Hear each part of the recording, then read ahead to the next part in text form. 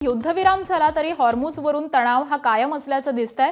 हॉर्मुझच्या सामुद्रधुनीतील तणावाचा परिणाम जागतिक तेल व्यापारावरती झालेला आहे।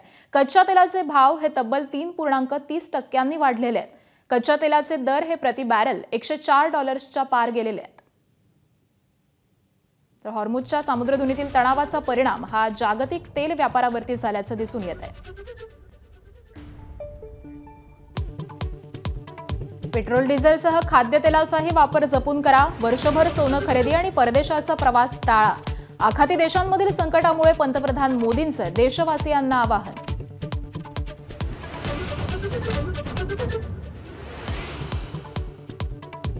युद्धविराम झाला तरी हॉर्मुझच्या सामुद्रधुनीवरून तणाव कायम। कच्च्या तेलाच्या व्यापारावर परिणाम।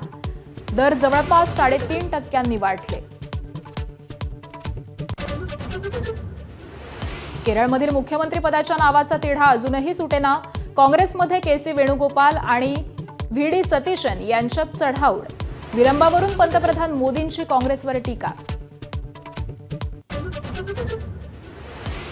बंधू अशोक खरात प्रकरणी रुपाली चाकणकरांची 6 तास एसआयटी चौकशी। खरातसोबतचे आर्थिक व्यवहार आणि इतर नेत्यांच्या हजेरीवरूनही सवाल। एसआयटीच्या सर्व प्रश्नांची उत्तरं दिल्याचा चाकणकरांचा दावा। क्षुल्लक कारणांमुळे आरक्षणापासून वंचित राहिलेल्या 27 ओबीसी जातींचा प्रश्न सोडवण्यासाठी प्रयत्न करणार। केंद्रीय मंत्री रामदास आठवले आणि सामाजिक न्याय मंत्री संजय शिरसाट यांनी घेतली दखल। माझाचा इम्पॅक्ट। प्रलंबित स्थानिक स्वराज्य संस्था निवडणूक प्रकरणी सुप्रीम कोर्टात आज सुनावणी। 20 जिल्हा परिषदा आणि त्यातील पंचायत समित्यांच्या प्रलंबित निवडणुकांबाबत निर्णयाची अपेक्षा। ज्येष्ठ अभिनेत्री उषा चव्हाण यांचा सरकारला पुरस्कार परत करण्याचा गंभीर इशारा। जमिनीच्या वादातून उषा चव्हाण संतापल्या। फेसबुकवर पोस्ट लिहित व्यक्त केली नाराजी।